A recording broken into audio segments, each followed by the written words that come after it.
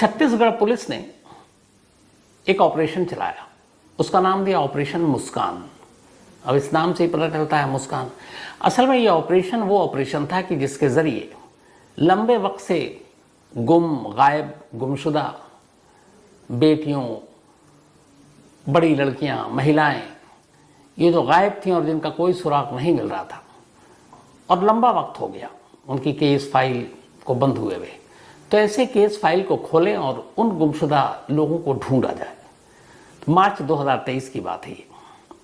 हर district, हर थाने को ये पैगाम भेज दिया गया कि ऑपरेशन मुस्कान के तहत आप पुराने केस जो 5, 10, 15 साल हो गए हैं, 20 साल हो गए, आप उसको दोबारा रीओपन कीजिए और उसमें जो भी नई इन्वेस्टिगेशन है वो कीजिए। ऐसे ही एक केस मैंने आपको इससे पहले भी सुनाया था, ऑपरेशन मुस्कान एक सक्सेसफुल ऑपरेशन। तो इसी तरीके से छत्तीसगढ़ में ऑपरेशन मुस्कान के तहत अब पुरानी फाइलें खुलनी शुरू हो गई हर अलग अलग थानों में। तो कोरबा डिस्ट्रिक्ट में छत्तीसगढ़ के एक थाना पड़ता है जिसका नाम है कुसमुंडा पुलिस स्टेशन। ये कोरबा ज़िले में आता है। तो अब ऊपर से आदेश आला पुलिस अफसरों के इस थाने तक भी पहुंची। अब थाने के लोग भी, उन्होंने कहा चलो भैया पुरानी फाइल खोलते हैं। तो ऐसे केसेस जो कम से कम 5 साल हो गए और 5, 10, 15 और उसका कोई भी अंजाम या किसी नतीजे तक नहीं पहुंचे, अब पुलिस ने खोलना शुरू किया। तो वो सारी फाइलें वहाँ के लोकल जो एसपी और एसएसपी हैं उनके पास भेजी गई, हर थाने से मंगाकर फाइलों के अंबार लग गए। अब उनमें से उन्होंने शॉर्टलिस्ट किया और हर एक को अलग अलग फाइल के हिसाब से जो देखते और कहा कि इसकी जिम्मेदारी है, इसको जांच करो। उन्हीं फाइलों के ढेर में कोरबा डिस्ट्रिक्ट के इस जो कुसमुंडा पुलिस स्टेशन है, एक फाइल एसएसपी साहब की नज़रों के सामने से गुजरी। जब उन्होंने देखा, पूरी फाइल पढ़ी, तो पढ़ते उन्हें लगा कि इस केस में शायद पुलिस ने अपना काम ईमानदारी से नहीं किया। इस केस की जिस तरीके से जांच होनी चाहिए वो जांच नहीं की। अगर इस केस की जांच की जाए तो शायद ये केस सॉल्व हो जाएगा। ये केस था 24-25 साल की एक न्यूज़ एंकर सलमा सुल्ताना का। सलमा सुल्ताना छत्तीसगढ़ की रहने वाली, इसी कोरबा डिस्ट्रिक्ट में, इसी कुसमुंडा इलाके में वो एक लोकल केबल पे जो न्यूज़ चैनल आते हैं उस पर वो एंकरिंग क्या करती थी और न्यूज़ पढ़ा करती थी। अब जब ये केस फाइल सामने आई तो जो पूरी कहानी थी उस वक्त सलमा सुल्तान की, एक सलमा सुल्तान दूरदर्शन में बहुत नामी अपने ज़माने में एंकर रह चुकी हैं, बट इनका नाम सलमा सुल्ताना है। तो क्या पता वहीं से शायद प्रेरणा लेकर एंकर बनी। 21 अक्टूबर 2018, 21 अक्टूबर 2018, यानी 5 साल पहले की बात है। उस फाइल में लिखा था कि 21 अक्टूबर 2018 को सलमा सुल्तान गायब हो गई और उसके बाद उनको किसी ने नहीं देखा, न घर वालों ने, न पड़ोसियों ने, किसी ने नहीं। अच्छा, घर से भी वो, चूंकि बाकी घर वाले थोड़ी दूर रहा करते थे, वो अपना कोरबा के इस इलाके में और अपना न्यूज़ एंकरिंग की दुनिया में, जर्नलिज्म में किस्मत आजमा रही थी। तो शुरुआत में उसकी गुमशुदगी पे बहुत लोगों ने, घर वालों ने ध्यान नहीं दिया, क्योंकि इससे पहले भी वो अक्सर बाहर जाया करती थी। लेकिन अक्टूबर के बाद नवंबर आ गया, फिर दिसंबर आ गया, उसके बाद जनवरी आ गई। 3 महीने गायब। 3 महीने में घर वालों ने कुछ खबर लेने की भी कोशिश की, लेकिन न फ़ोन पे बातचीत, न कुछ। 20 जनवरी 2019, 20 जनवरी 2019 को सलमा सुल्ताना के वालिद यानी उनके पिता की मौत हो जाती है। अब मौत हो गई, सारे रिश्तेदारों को खबर दी गई, तमाम परिचितों को खबर दी गई। अब ये उम्मीद थी कि शायद सलमा सुल्ताना अपने वालिद की मौत पर आखिरी उनको जो रस्म है, तस्वीन करना है, दफनाना है, उस वक्त तो आएगी वो। लेकिन लोग तब हैरान रह गए जब बाप की मौत हुई और सलमा सुल्तान फिर भी नहीं लौटी। अब रिश्तेदारों को लगा कि कुछ गड़बड़ है, वरना एक बेटी को उसके बाप की मौत की खबर दी जाए और वो ना आए आखिरी वक्त में, ऐसा मुमकिन नहीं है। तो इसी के बाद ये 20 जनवरी 2019 की बात है। अभी तक कोई पुलिस में रिपोर्ट नहीं है सलमा की गुमशुदगी की। लेकिन जब वो अपने पिता की मौत के वक्त भी नहीं आई, तो फिर रिश्तेदारों ने कुसमुंडा पुलिस स्टेशन में जाकर गुमशुदगी की रिपोर्ट लिखा दी कि आखिरी बार उसको अक्टूबर में देखा गया था, 20-21 को। उसके बाद से सलमा सुल्ताना का कोई पता नहीं है। इवन उसके फादर की डेथ हो गई, वो फिर भी नहीं आई। कुसमुंडा थाने ने रिपोर्ट लिखी, छानबीन की, जितने भी लोग थे बहुत सारे लोगों से पूछताछ भी की, लेकिन कोई सुराग नहीं ढूंढ पाई। फिर धीरे धीरे पुलिस ने यह भी कहा कि चलो अब इतना वक्त हो चुका है, उनका भी वो हट गया कि कहीं चली गई होगी और अब ढूंढने का कोई फायदा नहीं। तो पुलिस का रवैया ऐसे ही था, टाल मटोल वाला। धीरे धीरे वक्त बीतता रहा और कुसमुंडा पुलिस स्टेशन की उस फाइल पर धूल चढ़ती रही। सलमा सुल्ताना का कोई सुराग नहीं। घर वालों को भी लगा कि वो कहीं चली गई है। पुलिस ने भी कहा कि हटाओ, कोई ऐसा मामला भी नहीं है जो लगे कि हाई प्रोफाइल है। मीडिया भी पीछे नहीं पड़ी है कि चलो ढूंढें। तो यहाँ सलमा सुल्ताना गायब। उधर इसी गायब और गुमशुदगी पे याद आई, कई बार सबूत मिटाने के लिए ऐसा कुछ किया जाता है। बीते बीते 5 साल हो गए। 5 साल के बाद 2023 आया, यही साल, और मार्च में छत्तीसगढ़ की पुलिस ने ऑपरेशन मुस्कान नाम से एक अभियान छेड़ा, एक कैंपेन कि गुमशुदा लड़कियों को ढूंढते हैं। और इत्तेफाक से इस कैंपेन के तहत सलमा सुल्ताना की 5 साल पुरानी यह फाइल कोरबा डिस्ट्रिक्ट के एसएसपी और एसपी के हाथ में लगी। और अब उन्होंने जब ये फाइल पढ़ी और डिटेल पढ़ी तो उन्होंने कहा कि चलो अब इस केस को फिर से इन्वेस्टिगेट करते हैं। अब दोबारा तफ्तीश शुरू हुई।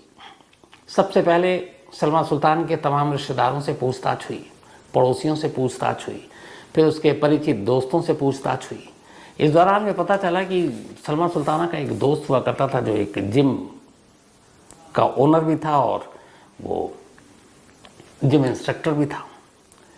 मधुर साहू उसका नाम था। तो मधुर साहू के साथ भी उसकी दोस्ती थी। लेकिन इन तमाम पूछताछ और इन्वेस्टिगेशन के बाद चूंकि 5 साल हो गए, पुलिस को कोई कामयाबी नहीं मिली, ना ही सलमा सुल्तान की कोई खबर मिली। उसके जितनी भी दोस्त हैं जो कोरबा या छत्तीसगढ़ से बाहर, एमपी, राजस्थान, दिल्ली, उन सबको भी टटोल लिया गया, पूछ लिया गया। बट हैरानी की बात यह थी कि पिछले 5 सालों में किसी भी शहर में कहीं भी कोई भी ऐसा चश्मदीद नहीं मिला जो बताए कि उसने सलमा सुल्ताना को देखा है। तो जब ये आया कि किसी ने भी देखने का दावा नहीं किया तो पुलिस को लगा मामला गड़बड़ है। इसका मतलब है कि हो सकता है सलमा सुल्ताना इस दुनिया में ही ना हो। लेकिन ऐसा हुआ है तो फिर वो कौन हो सकता है और कोई क्यों मारेगा? और दूसरा, अगर वो गायब होगी तो इतने लंबे वक्त तक कोई भी अपने घर वालों से गायब नहीं होगा। घर वालों से पूछताछ में ये भी पता चला कि कोई ऐसा इशू, कोई ऐसा झगड़ा जिसकी वजह से वो रूठ कर चली गई। पता चला ऐसी कोई बात नहीं थी। तो तमाम तफ्तीश तो जारी है, दोबारा फाइल भी खुल गई, लेकिन सलमा सुल्ताना की सच्चाई सामने नहीं आ रही।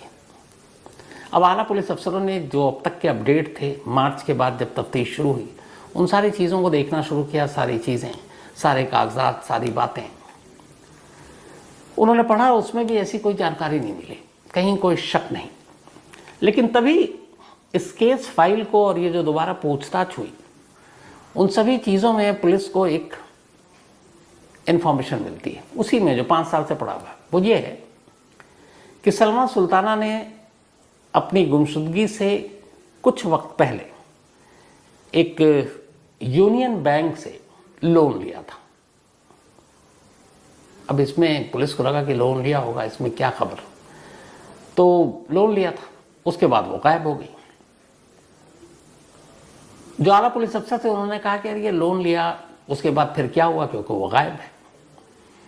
तो एक टीम को भेजा गया बैंक, यूनियन बैंक, कि जाओ और जाकर पता करो कि यूनियन बैंक में ये लोन, इसकी क्या है स्टेटस। जब पुलिस की टीम पहुंची और बैंक मैनेजर से बातचीत की तो पता चला कि उसका एक हर महीने का एक EMI फिक्स था। और हैरत की बात यह थी कि अक्टूबर 2018 में सलमा सुल्ताना गायब हुई, लेकिन जिस महीने ये बात अभी की है, मई जून की, मतलब 2-3 महीने पहले, बैंक मैनेजर ने कहा कि एक भी ऐसा महीना नहीं बीता जब उसका EMI वक्त पर न आया।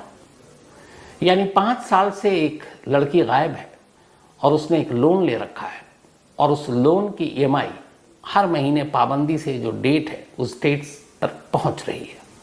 अब यहाँ पुलिस के कान खड़े हुए कि ये कैसे हो सकता है। पुलिस वाले ने आकर रिपोर्ट दी कि सर एक बैंक में लोन था और वो लोन अब भी चालू है और बाकायदा EMI भरा जा रहा है। अब पुलिस ने पता किया कि घर वाले तो नहीं भर रहे हैं। पता चला घर वालों को तो इस लोन के बारे में मालूम ही नहीं था। फिर पुलिस की टीम दोबारा बैंक पहुंची और पता क्या है कि जो लोन भरा जा रहा है ये किस अकाउंट से आ रहा है, पैसे हर महीने कौन डाल रहा है। तो अब की बार जब ये वहाँ पहुँची पुलिस तो पता चला कि ये जो सलमा सुल्ताना का लोन है ये गंगा श्री जिम का नाम है, जिम है जिसका नाम है गंगा श्री जिम। तो गंगा श्री जिम के नाम पर हर महीने ये चेक जमा होता है जो EMI के जितना भी रकम है।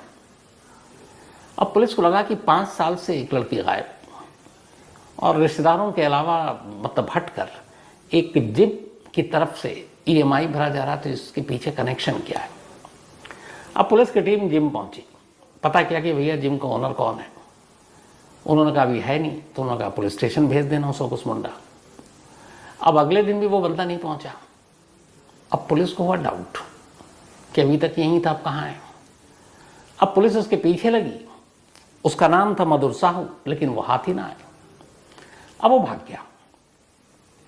अब पुलिस को लगा कि कुछ ना कुछ इस EMI और सलमा सुल्ताना का कनेक्शन है आपस में, और इस मधुर साहू का भी, क्योंकि अब तक ये 5 साल से यहीं था। लेकिन जैसे ही पुलिस की टीम पहली बार उसके जिम में पहुंची वो अगले दिन गायब। अब पुलिस की टीम ने कहा कि चलो इसके नंबर निकालो। अब मधुर साहू के CDR 5 साल पुराने के खंगालने शुरू हुए। तो पता चला 5 साल पहले उसके और जो सलमा सुल्तान के नंबर थे जो CDR, वो दोनों मैच कर रहे थे, खूब बातें होती थी। अब ये हो कि इन दोनों का कनेक्शन है। अब पुलिस की टीम मधुर साहू के पीछे ज़ीरो इन कि उसको ढूंढा जाए।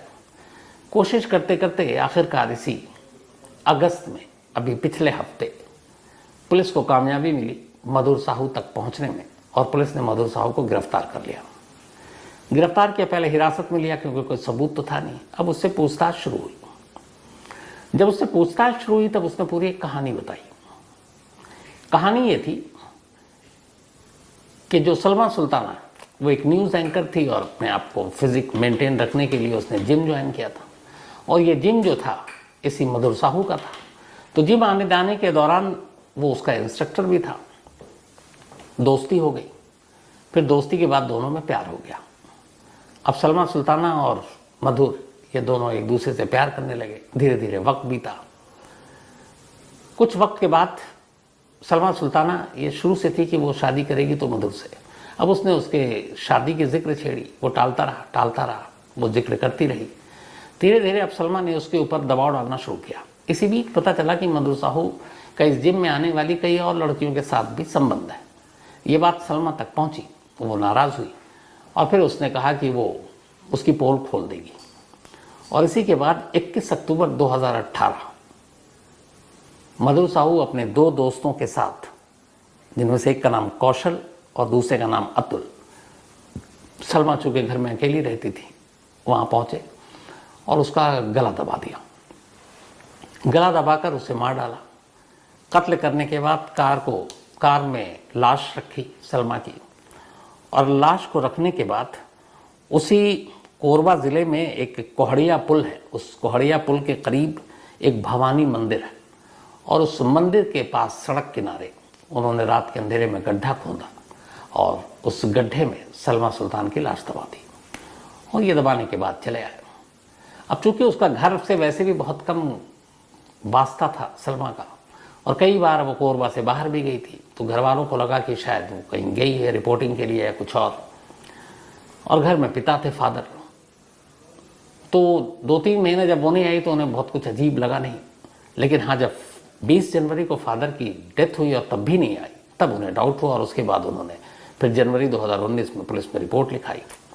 लेकिन पुलिस ने अपना वही लापरवाही भरा रवैया दिखाया और केस की जाँच की नहीं थी।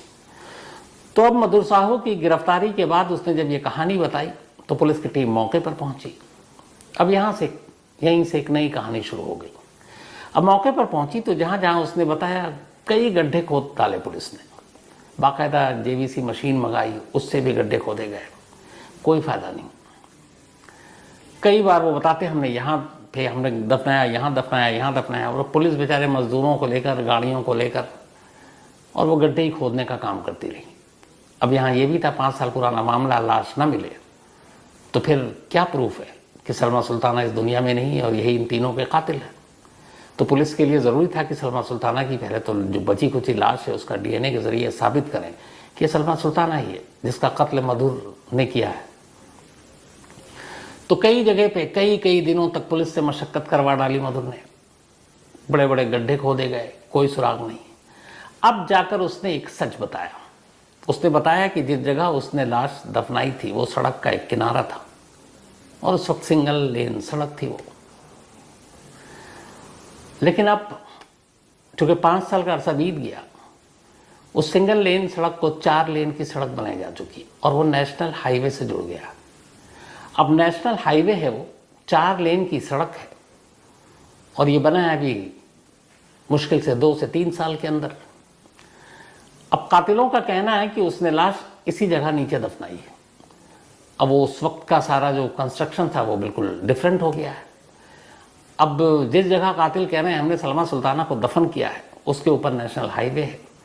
अब वो कहाँ पे एग्जैक्ट उसको दफनाया है, क्योंकि पूरा नेशनल हाईवे तो आप खोद नहीं सकते, ट्रैफिक जाम हो जाएगा दोनों तरफ से और वो बहुत चलता फिरता ट्रैफिक है उस रूट पर।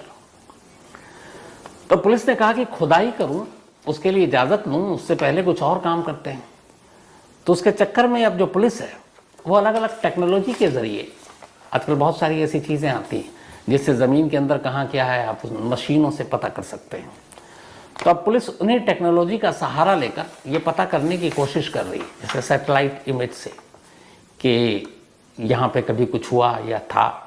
स्क्रीनिंग एक मशीन आती है उसके थ्रू कि हाँ यहाँ पर अंदर में कुछ है कि नहीं। थर्मल इमेजिंग उसके ज़रिए, ये सब भूगर्भ जो विशेषज्ञ हैं और ये सारी चीज़ें हैं। ग्राउंड पेनेट्रेशन इसके ज़रिए कि इसके अंदर क्या है, इसमें बहुत सारे एक्सपर्ट इन सब चीज़ों का सहारा लेते हैं। तब इन्हीं टेक्नोलॉजी का सहारा लेकर पुलिस अलग अलग डिपार्टमेंट से ये सारी इक्विपमेंट्स मंगा रही है, क्योंकि मामला ये आ गया कि नेशनल हाईवे, अब नेशनल हाईवे में भी एक पर्टिकुलर जगह हो कि इसके नीचे है तो वहाँ तक तो चलो एक गड्ढा खोद दो, लेकिन आप पूरा नेशनल हाईवे तो खोद नहीं सकते हैं क्योंकि दोनों तरफ का ट्रैफिक रुक जाएगा। तो पहले इन मशीनों के ज़रिए पुलिस ढूंढने की कोशिश कर रही है कि जिस जगह ये लोग बता रहे हैं उस जगह ज़मीन के अंदर सचमुच कुछ ऐसी चीज़ है कि नहीं, वो इमेज आ जाएगी सामने। दूसरा, अब पुलिस कोर्ट पहुंच गई है और कोर्ट पहुंचकर उन्होंने एक अर्जी दी है कि देखिए हम अभी तो कोशिश कर रहे हैं कि शायद नेशनल हाईवे की खुदाई ना करना पड़े, हम बाकी जो थर्मल इमेज, सैटेलाइट इमेज, इन सारी चीज़ों से, लेकिन अगर हम कामयाब नहीं हुए तो जो कातिल बता रहा है उस जगह पर हमें खुदाई करनी पड़ेगी, तो इसलिए नेशनल हाईवे की खुदाई की इजाज़त दी जाए। अब ये कोर्ट इसकी इजाज़त कब दे भी ना दे मालूम नहीं, लेकिन इस बात की भी क्या गारंटी कि अगर वो कोर्ट दे दे और उस नेशनल हाईवे में उस जगह खुदाई हो जहाँ वो बता रहे हैं और वो वही जगह हो, क्योंकि वहाँ पे भी झूठ बोल सकते हैं। इससे पहले भी वो कई जगह बता चुके हैं जहाँ पुलिस खुदाई में मतलब हफ्तों लगा चुकी है पर मिला कुछ नहीं है। तो अब ये केस यहाँ पर आकर खड़ा हुआ है ऑपरेशन मुस्कान के तहत कि 5 साल के बाद सलमा सुल्ताना की सच्चाई तो सामने आ गई इन 3 कातिलों की वजह से, लेकिन सलमा सुल्तान की लाश कहाँ है ये भी इस वक्त इस दुनिया में सिर्फ यही 3 जानते हैं। अब ये तीनों क्या खेल खेल रहे हैं, क्या चाल चल रहे हैं पुलिस से ये पता नहीं, क्योंकि उन्हें भी शायद कानून की थोड़ी सी कमजोरियां पता है। क्योंकि यहाँ ये है कि सलमा का ना तो कोई ब्लड स्टेन, ब्लड सैंपल कुछ है ही नहीं, तो एक टोटली ये जो कहानी है सर्कमस्टेंशियल एविडेंस पर है, यानी परिस्थिति जन्य जो होता है साक्ष्य उसके ऊपर है। तो कल को कोर्ट में क्या होगा ये भी नहीं मालूम। तो इसलिए कोरबा पुलिस के लिए ज़रूरी है कि सलमा सुल्ताना जहाँ पे भी दफन है उसकी लाश का कोई ना कोई ऐसा हिस्सा, सुराग या सबूत के तौर पर बाहर निकाला जा सके, जिससे ये कोर्ट में साबित किया जा सके कि उसकी मौत हो चुकी है और उसका कत्ल इन तीनों ने किया और फिर उस हिसाब से इन तीनों को सज़ा दिलाई जा सके। लेकिन ये सारी चीज़ें डिपेंड करती हैं उस लाश पर। अब देखना यह है कि क्या एक लाश को ढूंढने के लिए एक नेशनल हाईवे की खुदाई होगी, और खुदाई होती है तो क्या सचमुच वहीं वो लाश होगी, या इस बार भी ये तीनों पुलिस को गुमराह कर रहे हैं। लेकिन हाँ, जो कोरबा पुलिस के सोर्सेज उनका मानना है कि ये तय है कि सलमा सुल्ताना अब इस दुनिया में नहीं है। तो इसमें जो भी अपडेट होगा मैं आपको आने वाले वक्त में ज़रूर दूंगा। तो कहानी में आज इतना ही।